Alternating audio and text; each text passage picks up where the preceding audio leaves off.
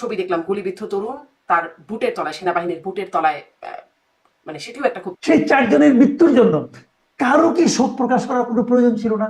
তখনকার ঘটনায় শেখ হাসিনা তৎকালীন আওয়ামী লীগ সরকার দায়ী, এই ঘটনায় দায়ী কি? গত জুলাইয়ের সময় ছাত্ররা মারা যাচ্ছে, কেউ কিন্তু শোক প্রকাশ করছে না। এখন এনসিপির সমস্যাটা কোথায় আমি বলি আপনাকে। এনসিপি ছোটদের দল, ভালো, আমি ওদেরকে পছন্দ করি, কিন্তু আমি এই দলটাকে নিয়ে অনেক কিছু আশা করেছিলাম। তুমি সামনের কথা বলো, তুমি স্বপ্নের কথা বলো।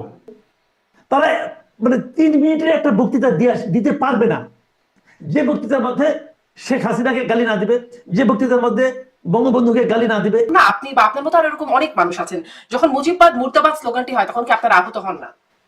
হাসনাত আব্দুল্লাহ যখন শেখ হাসিনার প্রশংসা করতেন, সার্জিৎ যখন শেখ হাসিনার প্রশংসায় মানে মুগ্ধ থুতু ছিটাইতেন, তখন আমি মাসুদ কামালকে শেখ হাসিনার সমালোচনা করতাম।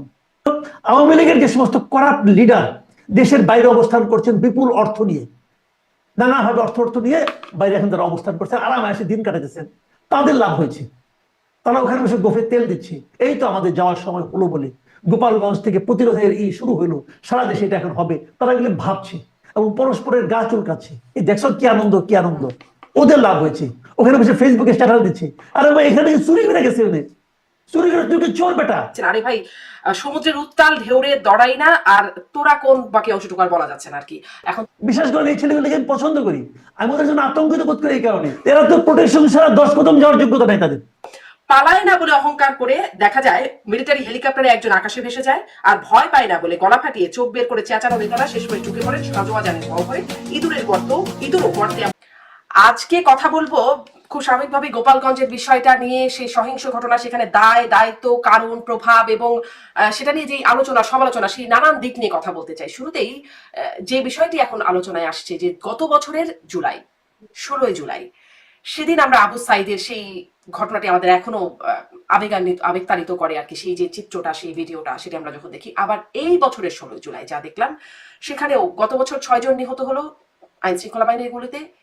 এবছরও দেখা গেল গোপালগঞ্জের ঘটনায় 5 জন, জানা যাচ্ছে সংখ্যাটা নাকি আরো বেশি হতে পারে, সেটি প্রকাশ করা হচ্ছে না, নিহত হলেন। এবং ওরকমই একজন গুলিবিদ্ধ তরুণ, একটা একটা ছবি দেখলাম, গুলিবিদ্ধ তরুণ তার বুটের তলায়, সেনাবাহিনীর বুটের তলায়, মানে সেটিও একটা খুব ঘটনা। আপনার কাছে আসলে বিশ্লেষণ জানতে চাই, দুটি ঘটনা 2 বছর ঘুরতেই এই দুটি বিষয়ের মধ্যে আপনি কতটা পার্থক্য দেখতে পান? তখনকার ঘটনায় শেখ হাসিনা তৎকালীন আওয়ামী লীগ সরকার দায়ী, এই ঘটনায় দায়ী কি? না দেখেন, এটা আসলে দুই ঘটনা, দুটোর সঙ্গে আমি মিলাতে চাই না। এই কারণে ওই সময়ের ঘটনাটা ছিল একটা স্বৈরাচারী শাসকের পতনের জন্য। পুরো রাষ্ট্র ব্যবস্থায় এমন একটা ব্যক্তি এবং ব্যক্তির কিছু সহচর চেপে ছিল, যারা যাদের কারণে দেশের মানুষ অতিষ্ঠ ছিল, এবং সেই অতিষ্ঠ থাকার কারণে তারা ফুঁসে উঠেছিল। এবং তাদেরকে দমন করার জন্য উনি বিভিন্ন, ওনার হাতে যে সমস্ত ইনস্ট্রুমেন্ট ছিল তার সবই বিভিন্নভাবে অনেক ক্ষেত্রে নির্বিচারে ব্যবহার করেছেন। এটা ছিল ওই বাস্তবতা। ওই বাস্তবতা অবশ্যই ন্যাক্কারজনক ছিল, আমি বলবো। বর্তমান বাস্তবতাটা একটু ভিন্ন। এটা কিন্তু পুরো দেশের সঙ্গে জড়িত নয়, একটা অঞ্চল জড়িত, একটা এলাকা জড়িত। এখন একটা এলাকা কি দেশের পার্ট না? অবশ্যই একটা দেশের পার্ট। ওই এলাকার মানুষের কি নাগরিক অধিকার নাই? সেটাও আছে, সেটাও আছে। আমরা যখন বলি যে এনসিপি কেন গোপালগঞ্জে যে মিটিং করতে পারবে না, এই প্রশ্নটা কিন্তু ভ্যালিড। এনসিপি কি দেশের যে কোনো জায়গায় যেতে পারবে না? পারবে। তো গোপালগঞ্জে কেন যেতে পারবে না? যেতে দেওয়া উচিত। এখন এটা হলো একটা বিষয়, কিন্তু এরকম তো উল্টা দিকের কথাও আছে। সে কথাগুলো আমি আসবো একটু পরে। এনসিপি একটা রাজনৈতিক দল, তাকে তো সব জায়গায় যেতে দেওয়া উচিত, এমনকি গোপালগঞ্জে যেতে হবে। আমি এই কথাটা বলি, দেখেন আরেকটা কথা বলি আপনাকে। আওয়ামী লীগ তো নিষিদ্ধ হলো এই বছর। এর আগে আওয়ামী লীগ বিভিন্ন, তখন তো আওয়ামী লীগ নিষিদ্ধ হয়নি, আওয়ামী লীগ বিভিন্ন রাজনৈতিক কর্মসূচি দিয়েছিল। কিন্তু সরকারের পক্ষ থেকে হুঙ্কার দেওয়া হয়েছিল, সরকারের উপদেষ্টারা হুঙ্কার দিয়েছেন, সরকারের প্রেস সেক্রেটারি হুঙ্কার দিয়েছেন যে আওয়ামী লীগকে কোনো রাজনৈতিক কর্মসূচি পালন করতে দেওয়া হবে না। কেন দিয়েছিলেন? তখন তো আওয়ামী লীগ নিষিদ্ধ রাজনৈতিক দল ছিল না, তখন তো আওয়ামী লীগের কার্যক্রমকে নিষিদ্ধ করা হয়নি। তখন আপনি দেননি কেন? ওটা আপনি কোন আইনে দেননি? কোনো যুক্তি আছে? আওয়ামী লীগ একবার লিফলেট বিতরণে একটা কর্মসূচি নিয়েছিল, সেটাও করতে দেননি। আপনি কেন দেননি? আপনি যদি পারেন আওয়ামী লীগকে নিষিদ্ধ করতেন, তখন তখন তো নিষিদ্ধ ছিল না। কাজেই হয় কি, আমি বলি আপনাকে, সবারই নিজস্ব একটা করে অজুহাত থাকে। যে বলে না, বাঙালির হাত হলো 3টা, ডান হাত, বাম হাত আর অজুহাত। সেই তৃতীয় হাতের ব্যবহার সবাই করে। যদি ক্ষমতায় থাকে বেশি জোরে করে, ক্ষমতা না থাকলে আস্তে আস্তে করে, কিন্তু ব্যবহার করে। এই যে অজুহাতের অতি ব্যবহার এবং অজুহাতের রাজনৈতিক ব্যবহার, এটা আমাদের সমাজকে কিন্তু ধীরে ধীরে নষ্ট করে দিচ্ছে। আপনি দেখেন এখন আমি আজকে একটা মানে আমার নিজের আপনার যে ইউটিউব চ্যানেল আছে সেখানে আমি একটা কথা বলেছিলাম যে এই ঘটনার লাভ হলো কার, এই ঘটনায় ক্ষতি হলো কার। আমি সবগুলো মিডিয়াতে দেখলাম, সরকারের প্রেস রিলিজ দেখলাম, আইএসপি এর প্রেস রিলিজ দেখলাম, সবাই বলতেছে তারা কিভাবে কাজ করছে, কিভাবে এটা সন্ত্রাসীরা আক্রমণ করেছে, হ্যান করেছে ত্যান করেছে। তার মানে এখানে একাধিক পক্ষ ছিল, এক পক্ষ গিয়েছিল মিটিং করতে, আরেক পক্ষ ছিল সেখানে তাদের বাধা দেওয়ার জন্য। আর কি ছিল? আর ছিল পুলিশ, আর্মি, বিডিআর, আর ছিল গুলি যারা খেয়েছে তারা। এখন এখানে সবচেয়ে ক্ষতিগ্রস্ত কে বলেন তো? সবচেয়ে ক্ষতিগ্রস্ত হলো যারা গুলি খেয়েছে তারা।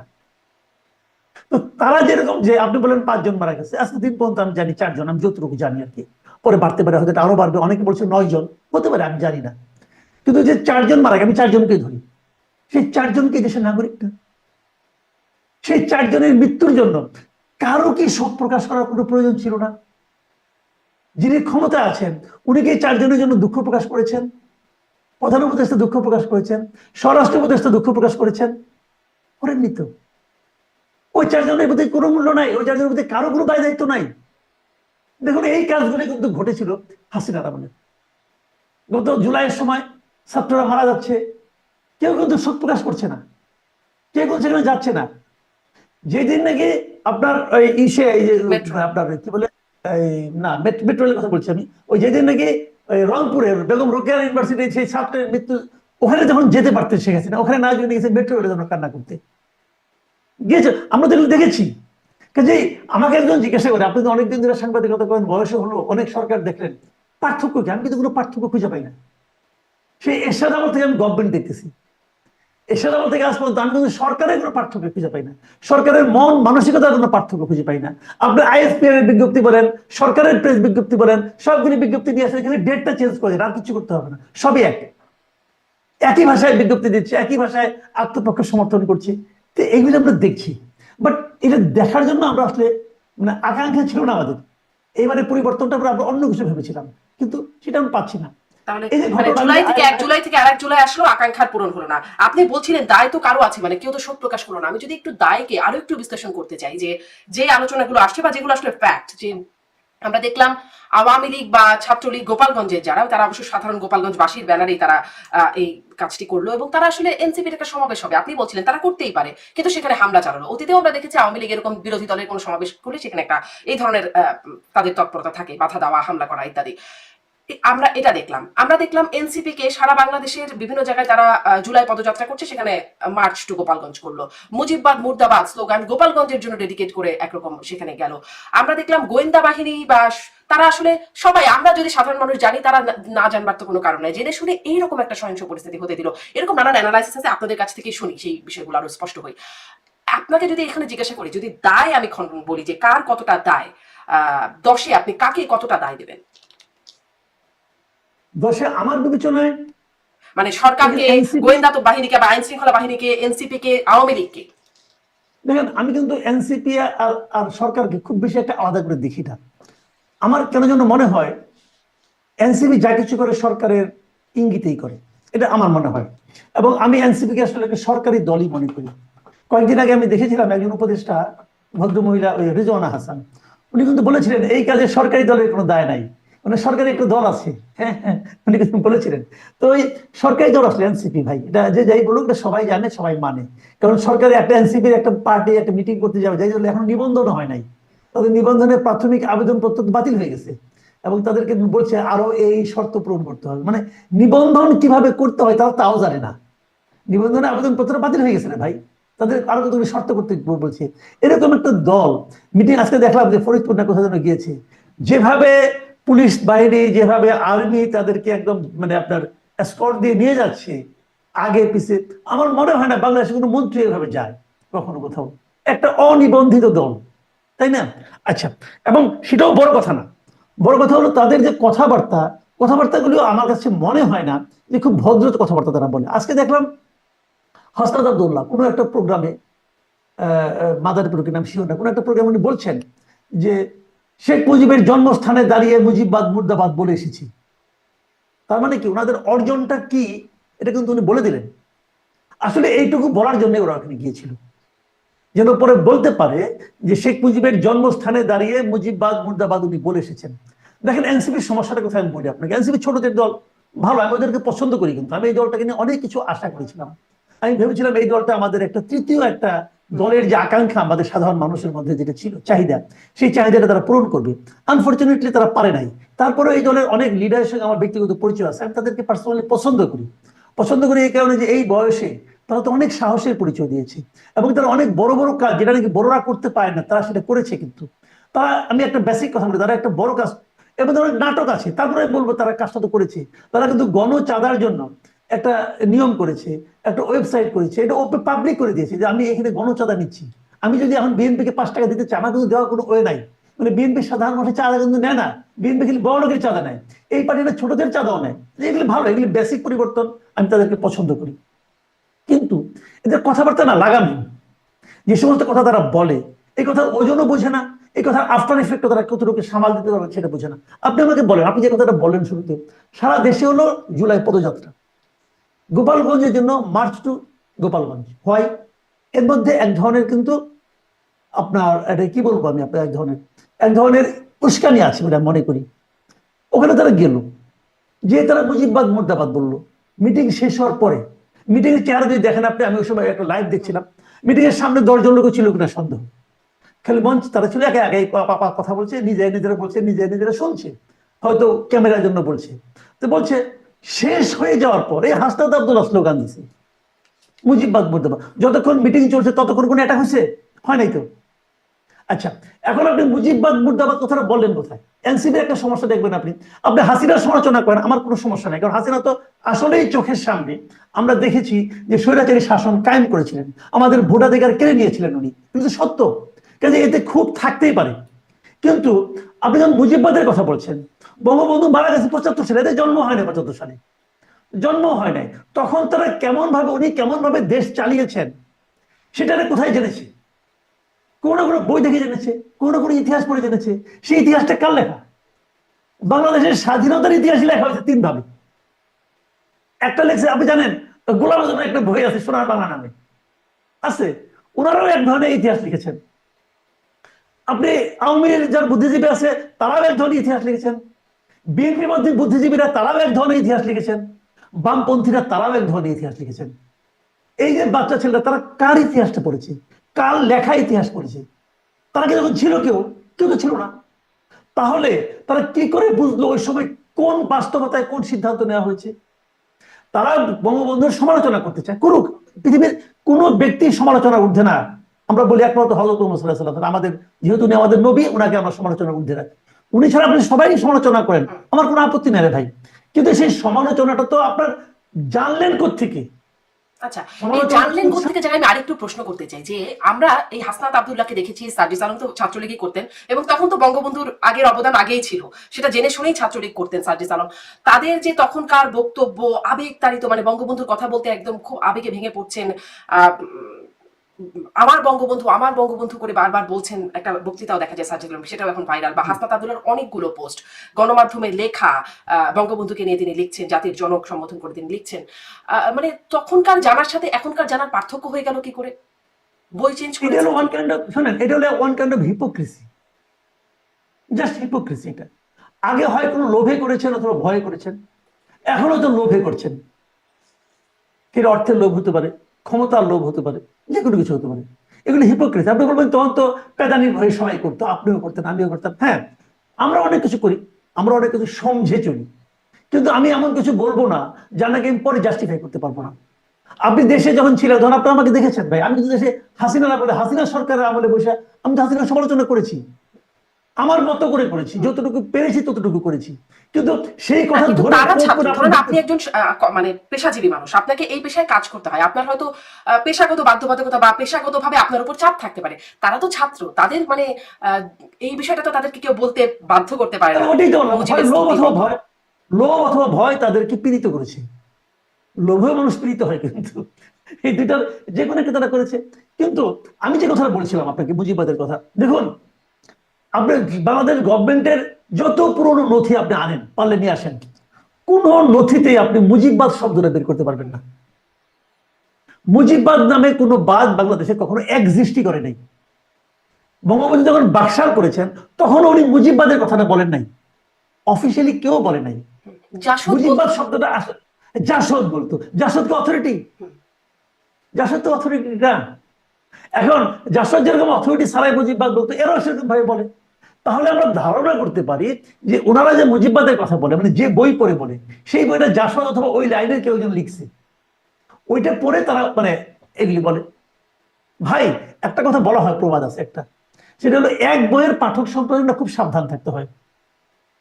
যদি একটা বই পড়ছে তার সম্বন্ধে সাবধান থাকবেন। এদের সম্পর্কে তো আমরা সাবধান হওয়ার সময় পাচ্ছি না। চট করে বলে বসলো মুজিববাদ মুর্দাবাদ আমি বলেছি। আচ্ছা বলেছেন মানলাম, হাসনাত সাহেবের খুব সাহস, ওনার সাহস কিন্তু আমাকে মুগ্ধ করে। আমি দেখেছি উনি অসম্ভব সাহস রেখেছিলেন। কিন্তু হাসনাত সাহেবকে আমি জিজ্ঞাসা করি, আপনি এই যে বিপুল সাহস প্রয়োগ করে মুজিববাদ মুর্দাবাদ বললেন, এতে আপনি অর্জনটা কি করলেন? এতে আপনি কি এমন অর্জন করলেন যাতে দেশ 10 মিনিট, 100 বছর বাদ দেন, 10 মিনিট এগিয়ে গেল? আপনি কি অর্জন করেছেন বলেন তো আমাকে? আপনি কিচ্ছু অর্জন করেন নাই। আপনি আমি যে একটা কথা বলছিলেন বলেছিলাম, নেতাদের সাথে আপনার কথা বলা হয়, ব্যক্তিগতভাবে আপনি কথা বলেন, পছন্দের জায়গাও আছে, আপনি কি তাদের কাছ থেকে বুঝতে চেয়েছেন কখনো যে তারা আসলে মুজিববাদ বলতে তারা আসলে কি বোঝেন? মানে আমি যদি একদম উইকিপিডিয়াতে দেখি, সেখানে মুজিববাদ হলো বাংলাদেশের প্রথম রাষ্ট্রপতি শেখ মুজিবুর রহমানের চর্চিত প্রচারিত রাজনৈতিক দর্শন, চিন্তাধারা ও মূল্যবোধের সমষ্টি। শেখ মুজিবের রাজনৈতিক দর্শনের মূল চার নীতি হলো জাতীয়তাবাদ, সমাজতন্ত্র, গণতন্ত্র, ধর্মনিরপেক্ষতা। এরকম, মানে আমি উইকিপিডিয়ার কথা বলছি। তারা আসলে মুজিববাদ বলতে কি বোঝেন বা বোঝান? এটা তারা যেটা বুঝে, এবং আমার সঙ্গে দুইজন আলাপ করে তারা যেটা বুঝাইছে এই কথাটাই বুঝাইছে, ওইটা আবার আমি বুঝি নাই।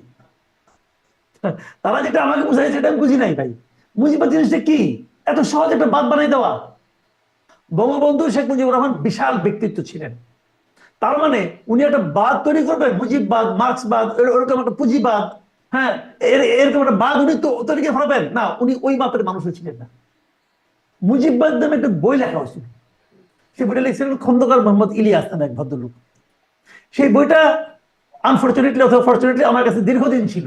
পরে এটা আমি শেষ ধরে বিক্রি করে দেওয়াটা মনে করছি এটা লাভজনক হবে, কারণ আমার রাখার জায়গা ছিল না। বইয়ের সংখ্যা বাড়তে বাড়তে এটা ঢাউস বই, অনেক ঢাউস, এত মোটা একটা বই ছিল। সেটা কিছু ছিল না ভাই, ওটা কোনো পড়ার মতো কোনো বই না। উনি যেটা কি লিখছেন তাও জানি না। পরে আমি এটা অনেক আওয়ামী লীগের লোকের সাথে আলাপ করছিলাম যে এই বইটা একটা আছে, উনি বলছিলেন এই বইটা নিয়ে নাকি উনি বঙ্গবন্ধুর কাছে গেছিলেন। বঙ্গবন্ধু 2-1 পৃষ্ঠা উল্টে লিখছে, তুমি কি লিখছো? শেষ হয়ে বই শেষ। ওই বইটা আওয়ামী লীগ কখনো আনুষ্ঠানিকভাবে ওই বইটাকে স্বীকৃতিও দেয় নাই। তাহলে মুজিববাদ কোথেকে আসলো রে ভাই? যে বাদ নাই, যার জন্মই হয় নাই, তাকে মুর্দাবাদ বলে কি অর্জন করে আমি বুঝতে পারলাম না। তারপরেও আপনি বলছেন যেমন যে জাসদের সময় উচ্চারিত হতো, মানে জাসদ একটা সময় উচ্চারণ করতো মুজিববাদ, আনুষ্ঠানিক কিছু নাই। জিয়াবাদ জিনিসটা কি? এটা তো আমি প্রথম শুনলাম নাসিরউদ্দিন পাটোয়ারির মুখে। তিনি বললেন মুজিববাদ জিয়াবাদ কোনো কিছু ঠাই হবে না বাংলাদেশে। এটাও কি বুঝতে পারেন জিয়াবাদ কি? তাহলে পাটোয়ারি বাদ থাকবে না? হয়তো ভবিষ্যতে আসবে। উনি শুধু বলতে চেয়েছিলেন যে না মুজিববাদ জিয়াবাদ থাকবে না, পাটোয়ারি বাদ থাকবে, নাসিরউদ্দিন পাটোয়ারি সাহেবের বাদ। তো শুনেন ভাই, এই বাদ বুধ এভাবে হয় না, বাদ সম্পর্কে তাদের কোনো ধারণা নাই, তারা এগুলো বলে, এগুলো সুইপিং কমেন্ট আমি মনে করি।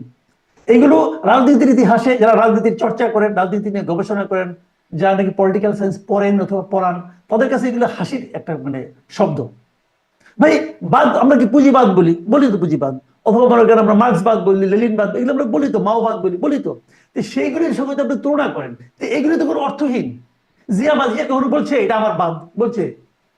জিয়া কোনোদিন বলছেন? বলেন নাই তো। এর সাথে কোনদিন বলছেন এটা আমার বাদ? তো ওই বাদ বাদ দেওয়াই কি? যে বাদের জন্মই হয় নাই তাকে আপনি মারবেন কিভাবে রে ভাই? তাকে মুর্দাবাদ বলতেছেন আপনি। তো এইগুলো হলো জানেন, এইগুলো হলো ছেলে মানুষই। ওই আমার বাচ্চা মাঝে মাঝে আমাকে বলে, বাবা তুমি কিছু বুঝো না। আমার বাচ্চা কিন্তু ছোট থেকে বলো, যখন ওর যখন 9-8-9 বছর বয়স, তখনই বলতো বাবা তুমি কিন্তু তুমি বুঝো না, তুমি পারবা না, এটা তুমি পারবা, দান করে দিই। তো আমি তাকে দিতাম আগ্রহ নিয়ে। ওই যখন বলতো তুমি কিছু বোঝো না, তখন আমি কিন্তু হাসতাম, খুশি হইতাম, আমি কিন্তু অপমানিত হইতাম না। যে বাচ্চা বলছে ঠিক আছে, আমি তো আসলেই বুঝি না, ও বুঝে, ও মনে করছে ও বুঝে, আমি কিছু বুঝি না। এখন এদের কথা শুনে আমাদের না ওরকম হাসতে ইচ্ছে করে যে ও সরা সব বুঝে, আমরা কিছু বুঝি না। সবাইকে বোঝানোর চেষ্টা কেন করছেন আপনি? এটা তো আপনার কাজ না। আপনি আপনি আপনি এই এনসিপির যে পলিটিক্যাল লিডার যারা আছেন, যারা কথা বলেন, তাদের কথাগুলো আপনি শুনে দেখেন। তারা মানে 3 মিনিটের একটা বক্তৃতা দিতে পারবে না, যে বক্তৃতার মধ্যে শেখ হাসিনাকে গালি না দিবে, যে বক্তৃতার মধ্যে বঙ্গবন্ধুকে গালি না দিবে, যে বক্তৃতার মধ্যে আওয়ামী লীগকে গালি না দিবে। পারবে না, তারা 3 মিনিট বলতে পারবে না। ভাই তোমরা তো দেশ শাসন করতে চাও, আমরা তো তোমাদেরকে দেশের শাসনভার তোমাদের পরিচালনা করতে বলি। তুমি সামনের কথা বলো, তুমি স্বপ্নের কথা বলো, তুমি ওদেরকে গালাগালি, মৃত লোককে গালাগালি করছো কেন? বিতাড়িত লোককে গালাগালি করছো কেন? ওরা যে খারাপ ছিল কি ছিল না, এটা কি তোমার কাছ থেকে শুনে আমাকে বুঝতে হবে? শেখ হাসিনা কতটুকু খারাপ ছিল কি ছিল না, এটা কি হাসনাত আব্দুল্লাহর কাছে শুনে আমাকে বুঝতে হবে? হাসনাত আব্দুল্লাহ যখন শেখ হাসিনার প্রশংসা করতেন, সার্জিৎ যখন শেখ হাসিনার প্রশংসায় মানে মুখ দিয়ে থুতু ছিটাইতেন, তখন আমি মাসুদ কামাল শেখ হাসিনার সমালোচনা করতাম। কাজে শেখ হাসিনার সমালোচনা তোমার কাছ থেকে আবার শুনতে হবে না। তুমি আগামীর কথা বলো। আমরা যারা বুড়া টোরা আছি, আমরা পুরানের কথা বলবো, তোমরা ইয়াং, তোমরা আগামীর কথা বলো আমাদেরকে। পারে না? জি, তাদের কথা নিয়ে আরেকটু কথা বলবো, কিন্তু ওই যে দায়ের যে আমি একটা হিসাব বুঝতে চাইছিলাম, সেটা কি একটু বলবেন? আমি বলছি। আপনি দেখেন, আমাকে একজন বলতেছিল যে একটু আগে আমিও বললাম যে গোপালগঞ্জ কি বাংলাদেশের সীমানার বাইরের কোনো দেশ? বাইরের দেশ না। এখানে যেতে হলে আমার ভিসা লাগবে কেন? লাগবে না, আমি এখানে যে কোনো জায়গায় যেতে পারি। এটা হলো থিওরিটিক্যাল কথা। আচ্ছা বলেন, আপনি যদি আপনার পরিবার পরিজন নিয়ে কক্সবাজার যেতে চান, তাহলে আপনি যে প্রিপারেশন নিয়ে যাবেন, সেই একই প্রিপারেশন নিয়ে কি আপনি খাগড়াছড়ি যাবেন? যাবেন না তো। আপনি কি বান্দরবান যাবেন একই প্রিপারেশন নিয়ে? যাবেন না। আচ্ছা, ওই এলাকাগুলোতে যেতে আপনাকে রাস্তার মাঝখানে আর্মিরা থামায় না? থামায় কেন? আপনি বলতে পারেন ভাই আপনি এখানে থামাচ্ছেন কেন? কক্সবাজার তো আমাকে থামান না। আমি তাহলে এটা বাংলাদেশের পার্ট না? হ্যাঁ, বাংলাদেশের পার্ট। তাহলে অবস্থা বুঝে ব্যবস্থা নিতে হয়। আপনি মানে শীতকালে যেভাবে বেরোবেন, গ্রীষ্মকালে বেরোতে গেলে আপনাকে ছাতিটা নিয়ে বেরোতে হবে। আমি বলবেন আমি একই দেশে আছি, কেন আমি ছাতিটা বেরোবো এখন? আমি তো ডিসেম্বর মাসে ছাতিটা বেরোই নেই। এগুলো আপনি বলতে পারেন, গর্তমি করতে পারেন, গর্তমি করেন, তা ভিজে যাবেন আপনি। তো এখানে কি জিনিসটা হচ্ছে, এখানে যে আপনাকে বুঝতে হবে গোপালগঞ্জের মানুষের সেন্টিমেন্টটা কি। গোপালগঞ্জের এখন যারা জীবিত মানুষ আছে, যত জীবিত মানুষ গোপালগঞ্জের আছে, তারা জন্ম হওয়ার পরের থেকে আজকে পর্যন্ত বঙ্গবন্ধুকে কিভাবে দেখে, সেভাবে দেখার ক্ষমতা কি আপনাদের আছে? তাও তো নাই। এখন জায়গা ভেদে কেন দুই কারণ হয়, আরেকটা এক্সাম্পল দিই আপনাকে। দেখেন কিছু স্টুডেন্ট যে জাতীয় পার্টির যে কেন্দ্রীয় অফিস ঢাকায় কাকড়া যেটা আছে, আগুন দিয়ে পুড়িয়ে দিল, কিন্তু আপনি খেয়াল আছে? আগুন দিয়ে পুড়িয়ে দিল, কিছু হয়েছে? কিছু হয় নাই, পুরো অফিস আগুন দিয়ে পুড়ে গেল। যথাসময়ে ফায়ার ব্রিগেডের লোক আসলো না, পুড়তে দেওয়া হলো। হলো এই জাতীয় পার্টির রংপুরে জিএম কাদেরের বাড়ির সামনে কিছু ভাঙচুর হলো, একটা মোটর সাইকেল পোড়ানো হলো। ওখানের প্রতিক্রিয়া এখানে প্রতিক্রিয়া কি সমান ছিল? ছিল না তো। ওখানে তো এদেরকে যে আর্মির কাছে মাপ চাইতে হইলো, তাদেরকে আর্মি বললো, থ্রেট করলো, এই সার্জিসকে বলছে যে আর কোন রকম ভাবে আমরা সহ্য করবো না।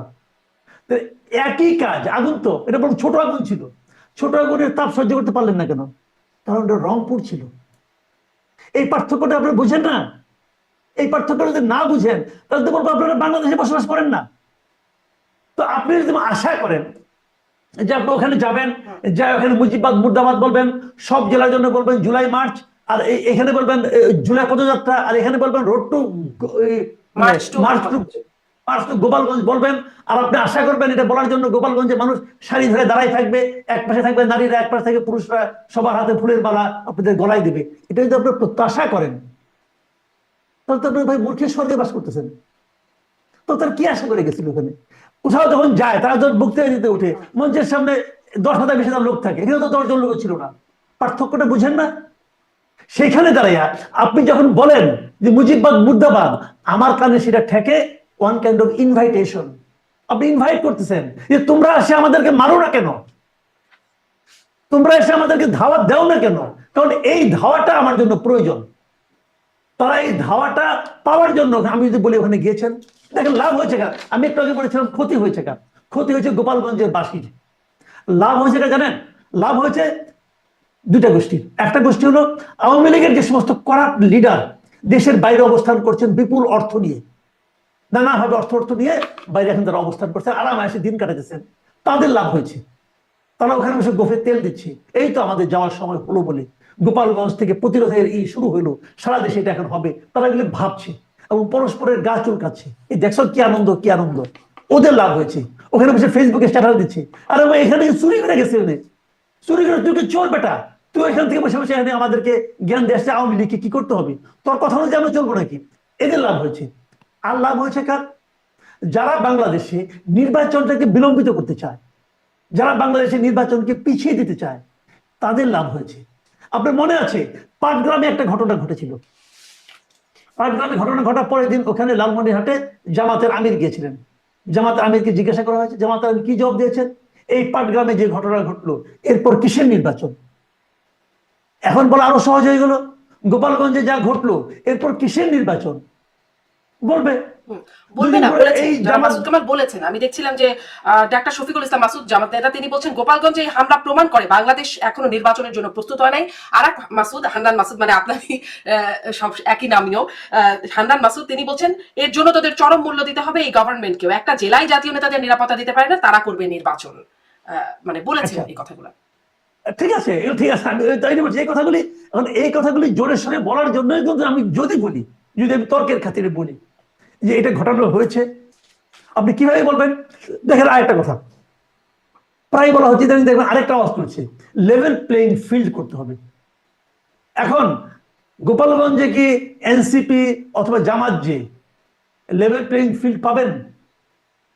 পাবেন? পাবেন না তো। বলবেন এই দেখো গোপালগঞ্জে লেভেল প্লেইং ফিল্ড হয় নাই, অথবা আমি নির্বাচন করবো না, বলে দিল।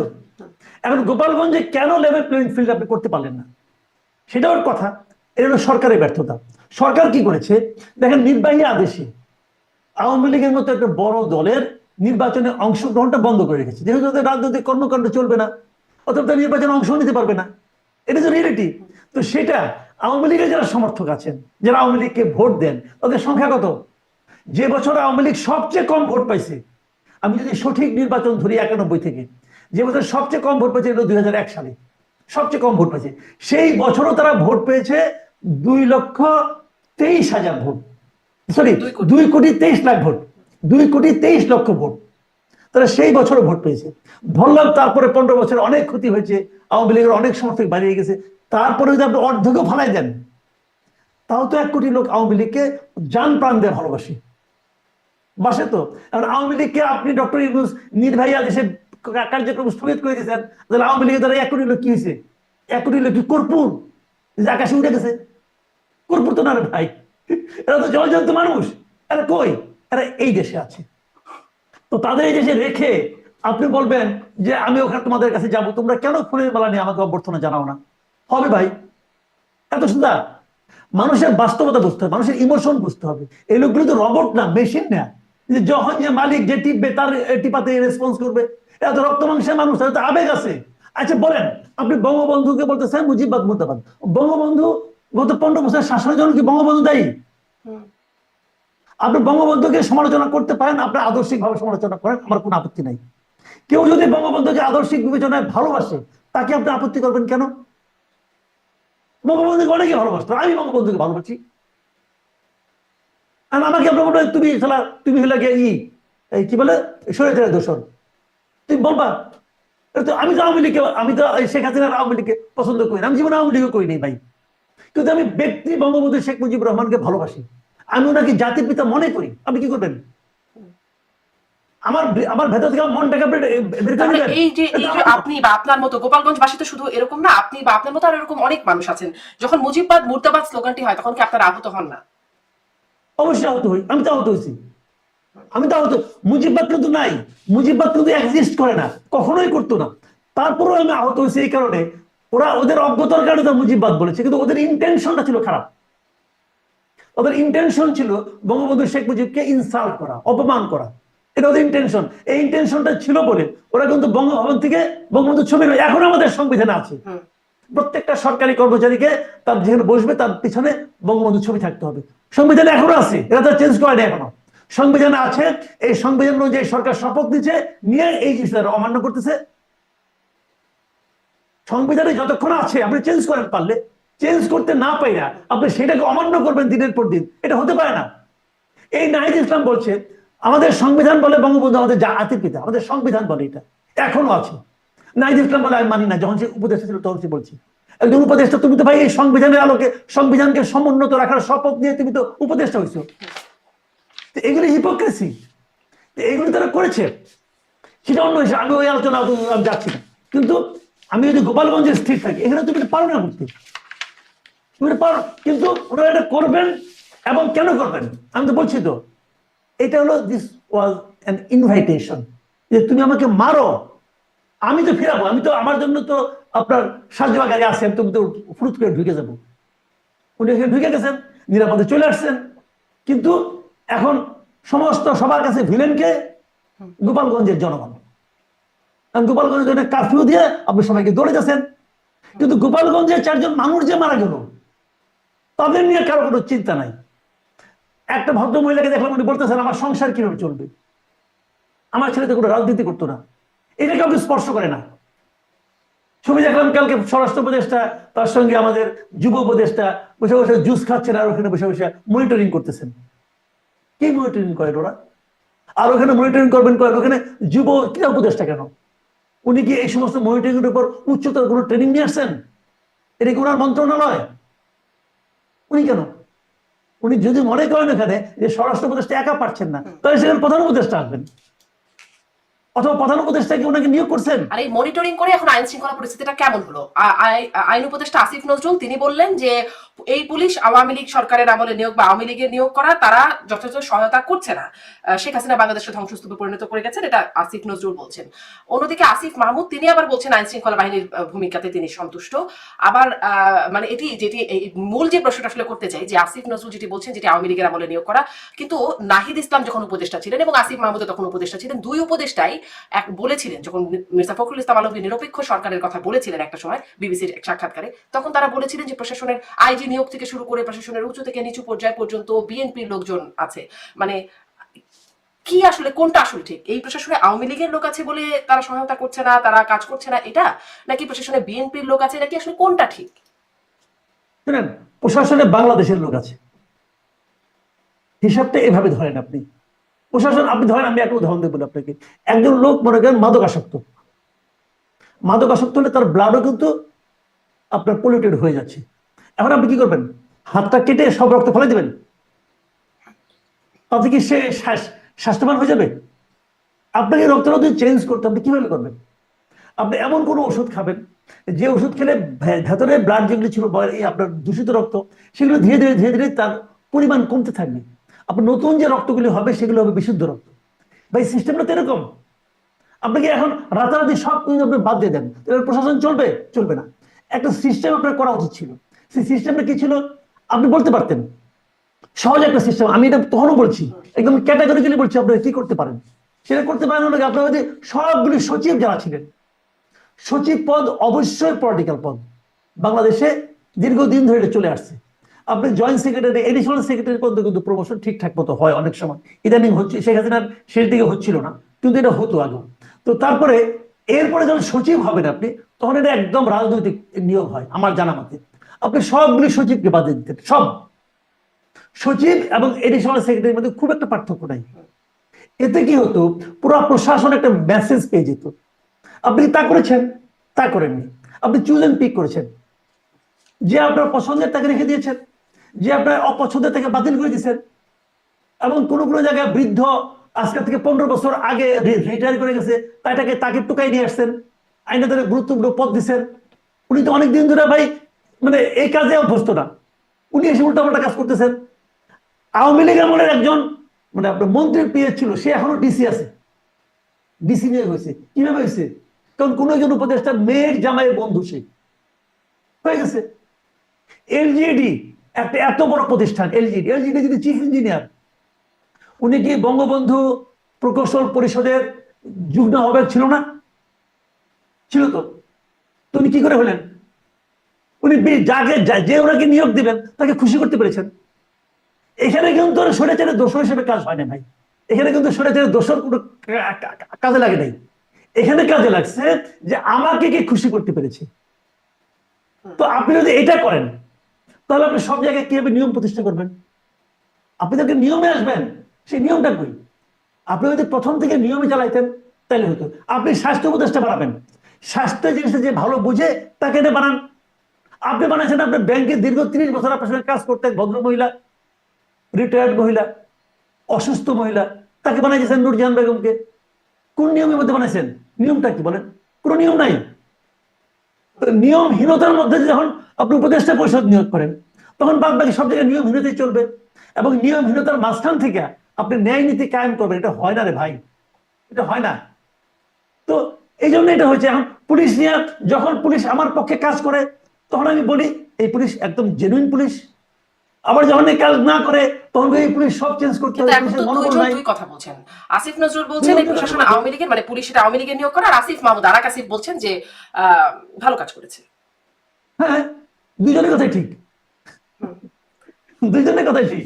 কারণ আসিফ নজরুল বলছেন আওয়ামী লীগের নিয়োগ করার কথা সত্য, কারণ এই আমলে নাকি মাত্র একজন কনস্টেবল নিয়োগ হয়েছে বলতে শুনলাম, আর কাউকে নিয়োগ করতে পারে না তারা। তো এটা কথা ঠিক। আবার আসিফ মাহমুদ সজীব ভুইয়া উনি দেখতেছেন যে ওনার যারা বন্ধু বান্ধব ছিল তাদেরকে সুন্দর করে এসকর্ট দিয়ে নিয়ে আসছে এবং বাকি জায়গাগুলোতে নিয়ে যাচ্ছে, এতে ওনারাও খুশি। এই এটা যে দুজনেই এই যে খুশি। সুন্দর করে এসকর্ট করে যে তাদেরকে নিয়ে আসলো, নিরাপদে নিয়ে আসলো, এখানে আসলে কেমন বার্তা? আমি দেখছিলাম যে হান্নান মাসুদ তিনি লিখছেন, আরে ভাই, তিনি একটা ছবি দিয়েছেন, ফেসবুকে পোস্ট করেছেন, তিনি লিখছেন, আরে ভাই, সমুদ্রের উত্তাল ঢেউরে দড়াই না, আর তোরা কোন বাকি অংশটুকু আর বলা যাচ্ছে না আর কি। এখন তো ভাষারও অনেক মানে উন্নত মানের ভাষা, গালিগালাজ ব্যবহৃত হচ্ছে, সবগুলো উচ্চারণ করা যায় না। তো সেরকমটা তিনি বলছেন যে তোদের ডরাই না, মানে এটা কি কিরকম জিনিস প্রকাশ পেল? আমি দেখছিলাম আনিস আলমগীর, সাংবাদিক আনিস আলমগীর, তিনি একটা পোস্ট লিখছেন, সেটাও একটু আমার দর্শকদের জন্য একটু বলি, আপনার কাছে দুটা সম্পর্কে একটু বিশ্লেষণ চাইবো। পালায় না বলে অহংকার করে দেখা যায় মিলিটারি হেলিকপ্টারে একজন আকাশে ভেসে যায়, আর ভয় পায় না বলে গলা ফাটিয়ে চোখ বের করে চেঁচানো নেতারা শেষমেশ ঢুকে পড়েন সাঁজোয়া জানের গহ্বরে। ইঁদুরের ইঁদুরও গর্তে এমন নিঃশব্দে ঢোকে না। এরকম লিখছেন আর কি। শেষে লিখছেন, সেনা পুলিশ প্রটোকল ছাড়া ঘুরে দেখাও কার গায়ে কয়টা জামা অবশিষ্ট থাকে, জাতি দেখবে। মানে হানান মাসুদ এবং দেখেন এই জিনিসটা কিন্তু এই বিষয়টা কিন্তু আমি বলি আপনাকে, আমি আর দু একটা এই একদম মানে একটা ঘটনা নিয়ে মন্তব্য করতে চাই না, আমি সামগ্রিক ভাবে বলি। আমরা কিন্তু এটা মানে আওয়ামী লীগ আমলে দেখেছি, আওয়ামী লীগ আমলে দেখেছি যে বিএনপির নেতারা বলতেন যে পুলিশের প্রহারা ছাড়া রাস্তায় আসেন, দেখি কেমন পারেন, এই চ্যালেঞ্জ কিন্তু ওরা দিত। কিন্তু ওনারা কিন্তু ওই প্রহার থেকে বেরোতো না, ওটা নিয়েই তারা রাস্তায় থাকতো এবং বলতো রাজপথ আমাদের দখলে। তো এখন আমি ওইটাই বললাম যে আমি কোনো সরকারের কোনো চেঞ্জ দেখি না, এখন ওই সরকার এবং সরকারি দল একই কাজ করছে, একই কাজ করছে। তবে এখানে হলো কি সরকারি দলটা কিন্তু এটা মাঝে মাঝে বুঝি না, মাঝে মাঝে মনে হয় এনসিপি, মাঝে মাঝে মনে হয় জামাত। আজকে আমি দেখলাম একটা জিনিস ভেরি ইন্টারেস্টিং, জামাতের লিডাররা তারা ঢাকার বাইরে যাবেন, ময়মনসিংহ যাবেন, আর কেদানি কোথায় যাবেন দেখলাম। ওনারা রেলওয়ে বিভাগের কাছে আলাদা বগি চেয়েছেন যে আমরা ওখানে যাবো এবং ওখান থেকে ফিরবো। রেলওয়ে বিভাগ বগি দেওয়ার ব্যাপারে অনুমতি দিয়েছে, হ্যাঁ বগি দেওয়া যেতে পারে। তো বুঝি না মাঝে মাঝে এই জিনিসটা যদি বিএনপি চায় বিএনপি কি দিবে, অথবা এই জিনিসটা যদি কোনো বামপন্থী দল চায় তাদেরকে দিবে, দিবে সরকার? আমি গ্যারান্টি দিয়ে বলতে পারি দিবে না, দিবে না। এবং এই জিনিসটা এই জন্য বললাম যে আসলে সরকারি দল কোনটা বুঝি না, জামাতও হতে পারে, এনসিপি হতে পারে, যদি বিএনপি পায় তাহলে তো ভালো। বিএনপি একটা স্লোগান, এখন তো নানান রকম অত্যাধুনিক স্লোগান আসছে, সেখানে বিএনপির একটা স্লোগান শুনি যে এক বোতলের দুই সিপি, জামাত আর এনসিপি, এরকম স্লোগান শুনছি। মানে তাহলে কি দুটো একসাথে সরকারি দল হতে পারে? মানে বিএনপির যে ভাই এক বোতলের এটা বিএনপি দাবি করছে, এটা বিএনপি দাবি করছে, স্লোগান নিয়ে কথা না বলা ভালো, কারণ স্লোগান নিয়ে বলে ওরা যদি স্লোগান নিয়ে কথা বলে তাহলে ওনাদেরও বিরুদ্ধে স্লোগান হচ্ছে। আমি তো এনসিপির অনেক স্লোগান শুনছি যে নাকি তারেক রহমানকে বেইজ্জতি করা হয়েছে, হয়েছে তো। কারণ স্লোগানের কথা আমি মনে হয় অতটা গুরুত্ব না দেই, কিন্তু তারপরেও স্লোগানের বিষয়গুলো মানুষ তো শোনে। একটা কথা আমি বলি আপনাকে, শুনেন, আপনি আমাকে গালাগালি করতে পারেন, কোনো সমস্যা নাই, কিন্তু আপনি কত অশ্লীল গালি দিলেন তার উপর কিন্তু আমার চরিত্র নির্ভর করবে না, বরঞ্চ তার উপর আপনার চরিত্র নির্ভর করবে যে আপনি কত অশ্লীল গালি দিতে পারেন। যে গালিটা আপনি উচ্চারণ করলেন, উচ্চারণ করার আগে ওই বিষয়বস্তুগুলো কিন্তু আপনার মাথায় ছিল, মাথার থেকে অনুমোদন নিয়ে সে আপনার মুখ দিয়ে বের হয়েছে। কাজেই যখন আপনি গালিটা উচ্চারণ করেন তখন আপনাকে লোকে জাজ করে, হয়তো অনেকে সাময়িক আনন্দ পায়, সাময়িক হাততালি দেয়, কিন্তু লং রানে যে আপনাকে লোকে জাজ করে। যারা এখন দেখবেন ইউটিউবে অশ্লীলতম কথাবার্তা বলে, এমন অশ্লীল কথাবার্তা বলে ভাই আমি আমার কল্পনারও বাইরে। দেখি যে আপনার বিশেষ করে এই চ্যাম্পিয়ন তো আপনার ওই এই প্যারিসে থাকে ওই ভদ্রলোক, কি সব কথাবার্তা বলেন। তো উনি যেগুলি বলেন এর মাধ্যমে লোকে উনাকে জাজ করে যে এই লোকটা কি বলতে পারে, মানে এই লোকটা কি চিন্তা করতে পারে, সুযোগ পেলে এই লোকটা কি করতে পারে, এইগুলি তারা চিন্তা করে। কাজে এইগুলি নিয়ে আলোচনা যত আপনি কম করবেন তত আপনি নিরাপদ থাকবেন, যে অন্তত পক্ষে এখান থেকে তো বাঁচি, তাই না? জি, কিন্তু গালাগালি তো আর বন্ধ হয় না, গালাগালি চলেই যাচ্ছে, সবাইকে গালাগালি করছে, একে অপরকে গালাগালি করছে। আমি দেখছিলাম ওই যে যেই প্রশ্নটা করছিলাম যে তাহলে আসলে এটি এই যে নিরাপদে চলে আসাটা এটা কি এটাকে আসলে কিভাবে আপনি বিশ্লেষণ করবেন, এটা সম্পর্কে কি বলবেন? কারণ এনসিপি বলছেন তাদের নেতারা বীর, এদিকে এরকমও বলা হচ্ছে যে ইঁদুরও এরকম গর্তে এভাবে পালায় না, মানে এত নিঃশব্দে। দেখেন একটা জিনিসকে আমি বলি আপনাকে, ওরা যেভাবে এসেছে এখানে কোনো বিরক্ত নাই, এখানে হয়তো বিরক্ত খোঁজার কোনো প্রয়োজন আছে বলে আমি মনে করি না। মানুষ দেখেছে, মানুষ তখনই সিদ্ধান্ত নিয়েছে, তারা যেটা করেছে সেটা করেছে, এবং আবার তারা যেটা করেছে এটাই স্বাভাবিক ছিল। ওই হইচইয়ের মধ্যে আপনি কি করবেন? ওখানে বিকচিতে বুক চেতে দাঁড়ায় থাকবেন, আপনার পাবলিক গণপিটুনি খাবেন। তো ওনাদেরও তো বাঁচতে হবে, তো বেঁচে চলে আসেন, খুবই স্বাভাবিক মানবিক আচরণ তারা করেছেন। তারা যেটা করেছেন এটাও স্বাভাবিক, তাদেরকে যারা মুক্ত করে নিয়ে এসেছে তাদের কাজটা স্বাভাবিক। এখানে কোনো বীরত্ব খোঁজারই কোনো প্রয়োজন নেই, এখানে বীরত্ব অথবা কাপুরুষতা কোনোটাই খোঁজার কোনো দরকার নেই। হ্যাঁ, যারা খুঁজছেন তারা কেন খুঁজছেন? তারা এটা বলতে চাচ্ছেন যে আপনি তো আসলে এই জিনিসটাই, তা আপনি কেন আগে বড় বড় কথা বলেন? এটা শেখ হাসিনার ক্ষেত্রে প্রযোজ্য, ওনাদের ক্ষেত্রে প্রযোজ্য। বড় বড় কথা বলার তো কোনো দরকার নাই। আমাকে যদি মারতে আসে কেউ, আমি কি বুক চেতে দাঁড়িয়ে থাকবো, হ্যাঁ মারো মারো মারো বলবো, আমি দৌড় দেবো না? এটা যে স্বাভাবিক মানবিক প্রবৃত্তি, তাই এটা তো হবে। কাজে এখানে বীরত্ব খোঁজারও দরকার নাই, আর দৌড় দিলে সে কাপুরুষ হয়ে গেলো আমি সেটাও মনে করি না। সার্জিস আলম ফেসবুক পোস্টে কিছু নিয়ে কথা বলছি। সার্জিস আলমের একটা পোস্ট তিনি বলছেন যদি এখান থেকে ফিরি মুজিববাদের কবর রচনা করেই ফিরবো। মানে মুজিববাদ নিয়ে কথা বলছিলাম, আপনি বলছিলেন যে বাদী আসলে এটিরই কোনো অস্তিত্ব নেই, কিন্তু আসলে কবর রচনা করেই ফিরবেন এখান থেকে যদি ফেরেন। সেই কবর রচনা আর কি কিছু হলো? মানে ভাই তারা কি শোনেন, সফল? ওনারা ছায়ার বিরুদ্ধে যুদ্ধ করছেন, জাস্ট ছায়ার বিরুদ্ধে যুদ্ধ করছেন। আওয়ামী লীগের লোক কমবে না ওনাদের এই সমস্ত আচরণের কারণে। আওয়ামী লীগের যারা সমর্থক আছে, আওয়ামী লীগের যারা কর্মী আছে, তারা কেউ এনসিপিতে জয়েনও করবে না, আওয়ামী লীগ ত্যাগও করবে না, করবে না, বরঞ্চ তারা সুসংগঠিত হবে। কাজে ওনারা আসলে যুদ্ধ করছেন ছায়ার সঙ্গে, যে যুদ্ধের কোনো ফল নাই, এবং এমন একটা বিষয়ে যুদ্ধ করছে যার কোনো প্রতিবাদও নাই। কে প্রতিবাদ করবে? মুজিববাদী তো নাই, মুজিববাদ কোথেকে আসবে ভাই? আচ্ছা বলেন আপনি, মুজিববাদ যদি মুজিবের দর্শন হয়ে থাকে, যে মুজিবের যে দর্শন সেটাই মুজিববাদ, আমি ধরে নিলাম, ঠিক আছে, শেখ হাসিনা বঙ্গবন্ধুর কন্যা, তো উনি কি মুজিববাদ করেছেন? উনি কি বঙ্গবন্ধু দর্শন গ্রহণ করেছেন? বঙ্গবন্ধু মৃত্যুর আগ মুহূর্ত পর্যন্ত উনি বাকশাল করেন নাই? উনি তো উনি যখন মারা গেছেন তখন তো উনি বাকশালের সভাপতি, খেয়াল করেন। তো শেখ হাসিনা কি ওটা বাস্তবায়ন করছেন? করেন নাই তো। যদি বঙ্গবন্ধুর দর্শনটাই মুজিববাদ হয়, তাহলে মুজিববাদ শেখ হাসিনাও পালন করে নাই, করে নাই তো ভাই।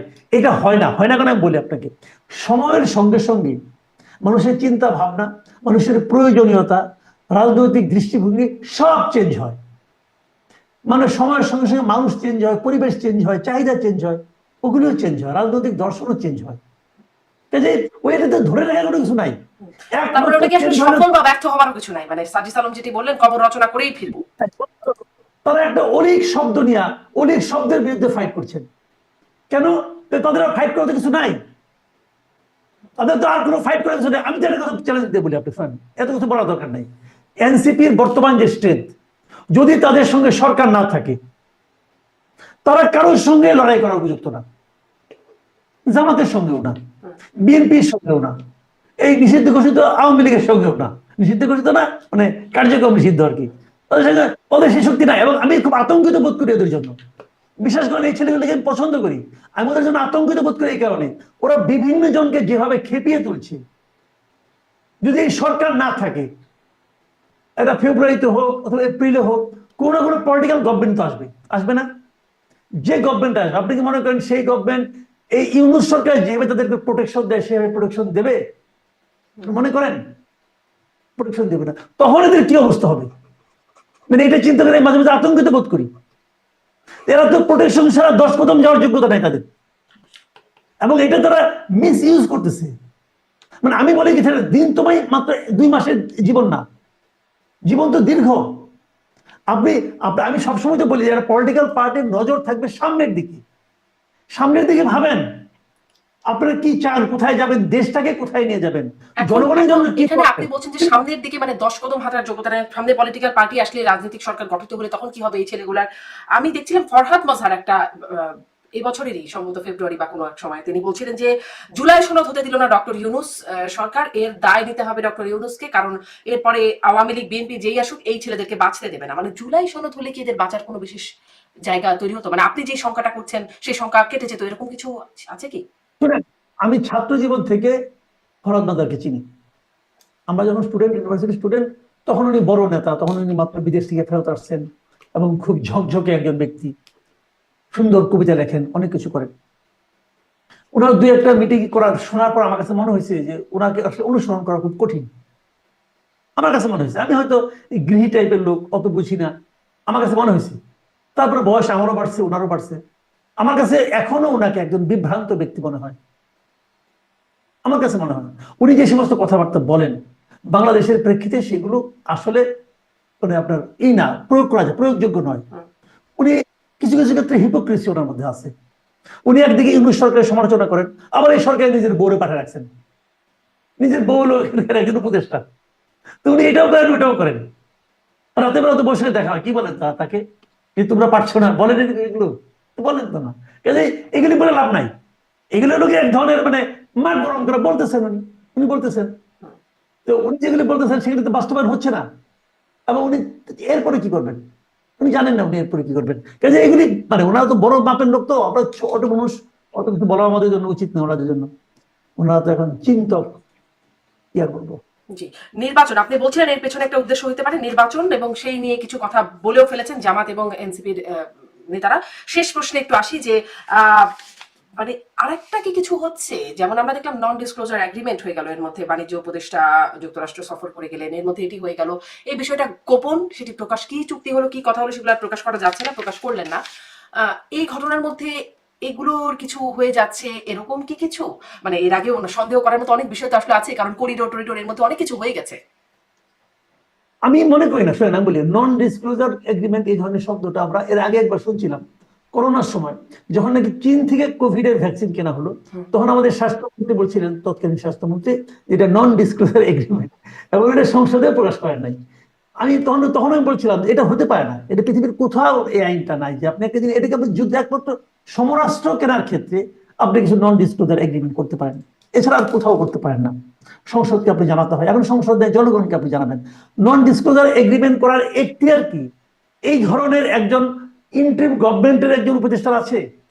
আমি যদি এই প্রশ্নটা ওনাকে করি, ভাই আপনাকে তো ডেকে আনা হচ্ছে, আপনাকে তো প্রাইস পোস্টিং, এটা আপনার ব্যবসা বাণিজ্য করেন, এখনো করেন, ওইখান থেকে এসে বাণিজ্য মন্ত্রী হয়েছেন, হয়ে না আপনি নন ডিসক্লোজার এগ্রিমেন্ট করা আপনাকে এখতিয়ার কে দিছে?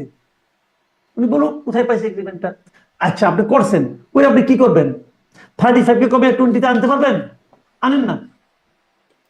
1 তারিখ তো বেশি দেরি নাই ভাই, আর মাত্র 12 দিন। 12 দিন পরে কি হবে দেখবো আমরা, ওয়েট করতেছি। যদি নন ডিসক্লোজার এগ্রিমেন্ট করে উনি ভিয়েতনামের চেয়ে 1% কমাতে পারেন, আমি বলবো ঠিক আছে, ভালো করছেন, বিরাট কাজের কাজ করছেন। পারবেন? আমার তো ভাই সন্দেহ আছে। শুনেন আমি বলি আপনাকে, ডক্টর ইউনূসকে যেতে হবে এই ট্রাম্পের পাল্টা শুল্কের জন্য। এটা হলো আমার ধারণা, ভুল হতে পারে, ভুল হলে আমি খুশি হব। কারণ ওই 35% ট্যারিফ আপনার উপরে এক্সট্রা আরোপ করা হয়, এটা আপনি কিভাবে কমাবেন আমি জানি না, পারবেন বলে আমার কাছে মনে হয় না। আপনারা যারা প্রতিদ্বন্দ্বী, ভিয়েতনামে পাচ্ছে 20%, আপনি 15% গ্যাপ কেমনি আপনি মেটাবেন? আপনার সমস্তগুলি অর্ডার ওরা নিয়ে নেবে। ইন্ডিয়ায় ধারণা করে আরো কমবে, ইন্ডিয়াতে এখন ওরা প্রকাশ করে ইন্ডিয়াতে হবে, কিভাবে আমি জানি না। ভারত এবং ইন্ডিয়া যদি আমাদের যে 1%ও কম, ভারত এবং ভিয়েতনাম যদি আমাদের 1%ও কম পায়, তাহলে আমাদের গার্মেন্ট সেক্টরে একটু ধস নামবে, সিম্পলি ধস নামবে। আপনি এটা হ্যান্ডেল করতে পারবেন না। আরেকটা কথা বলি আপনাকে আমি, আপনি সেই চিঠিটা দেখেন, যে চিঠিটা ডক্টর ইউনূসকে লেখা হয়েছে, ট্রাম্প লিখেছেন, সেই চিঠির নিচের দিক থেকে 3য় সেন্টেন্সটা পড়েন। সেখানে বলা হয়েছে যে এই ট্যারিফ পুনর্বিবেচনা করা যেতে পারে, বাড়তে পারে, আবার কমতেও পারে, সবকিছু নির্ভর করবে আমার দেশের সঙ্গে তোমার দেশের সম্পর্কের উপর। একদম সিম্পল কথা ভাই।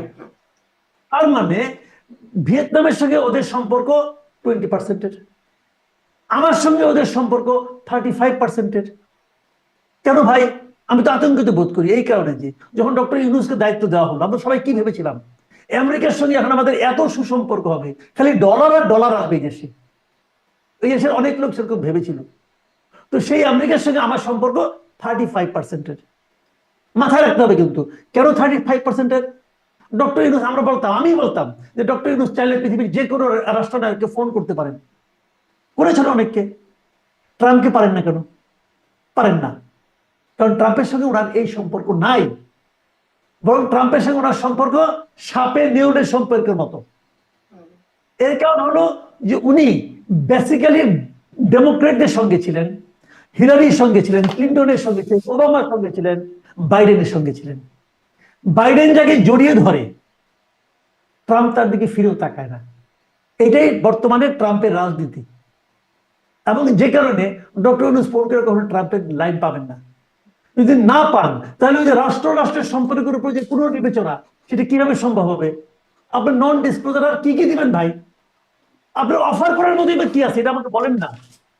আপনি কি অফার করবেন? কাজেই এত সহজ এগুলো হবে বলে আমি মনে করি না। এবং আমার নন ডিসক্লোজারের প্রভাব আপনি বলছেন, সময় তো আর বেশি নাই, বাকি নাই, দেখতে পাবো যে আসলে সেটা কতটা কমে। মানে শেষ করেও শেষ আর একটা ছোট্ট প্রশ্ন, এটাই শেষ আমি বলছি, সেটা হচ্ছে যে আপনার কি মনে হয় এই গোপালগঞ্জের ঘটনার প্রভাব সামনের দিনে আসলে এটার প্রভাব আসলে কেমন পড়বে? আমাদের টোটাল পলিটিক্সে এটা তেমন কোনো প্রভাব পড়বে না। আমাদের টোটাল পলিটিক্সে এটা নিয়ে তেমন কোনো প্রভাব, যতই আওয়ামী লীগের নেতারা বিদেশে বসে বসে লাফাক, but this is the reality. এটা তেমন কিছু পড়বে না যদি সরকার এটাকে ঠিক মতো হ্যান্ডেল করতে পারে। সরকার যদি কারফিউ টারফিউ দিয়ে গোপালগঞ্জে যদি একটা ত্রাসে রাজত্ব কায়েম করে, সরকার ভুল করবে, তখন এটা প্রভাব পড়বে। আর দ্বিতীয়ত যে প্রভাবটা ফেলানোর চেষ্টা করা হবে, সেটা হলো নির্বাচনকে পিছিয়ে যাওয়ার একটা অজুহাত সরকার হাতে থাকবে। এটা যদি অজুহাত বানাতে চায়, তাহলে তারা এটাকে কিন্তু আনরেস্ট রাখবে। এই ক্ষেত্রে সবচেয়ে বড় ভূমিকা পালন করা আছে বিএনপি। তো বিএনপি রাজনীতি মাঝে মাঝে আমি বুঝি না। আমাকে বিএনপিকে ইদানিং একটু লাজুক রাজনৈতিক দল বলে মনে হয়। তারা যেন কিছু বলতে লজ্জা পায়। তো এই লাজুক রাজনৈতিক দল শেষ পর্যন্ত কোথায় যে ঠেকায় আমি বলতে পারবো না। মানে আসলে খুব প্রভাব নাই বলছেন, নির্বাচন পেছনের অজুহাত হতে পারে, কিন্তু এর মধ্যে এতগুলো মানুষ, 4-5 জন মানুষ মারা গেল, কারফিউ জারি, গোপালগঞ্জে পরীক্ষার্থীরা কি করলো কে জানে, তাদের আজকে এইচএসসি পরীক্ষার্থী ছিল, পরীক্ষা ছিল, পরীক্ষা হয়েছে স্থগিত হয়েছে, মানে তাদেরও একটা অনিশ্চয়তা তাদের মধ্যেও চলে আসলো। যাই হোক, দেখা যাক সামনে কি পদক্ষেপ নেয়। নিশ্চয়ই মাসুদ কামাল, আবারও আপনার সাথে কথা হবে। অনেক ধন্যবাদ, আপনি সময় দিয়েছেন, যুক্ত হয়েছেন। ভালো থাকবেন। অনেক ধন্যবাদ। দর্শক, আজকের মতো বিদায়।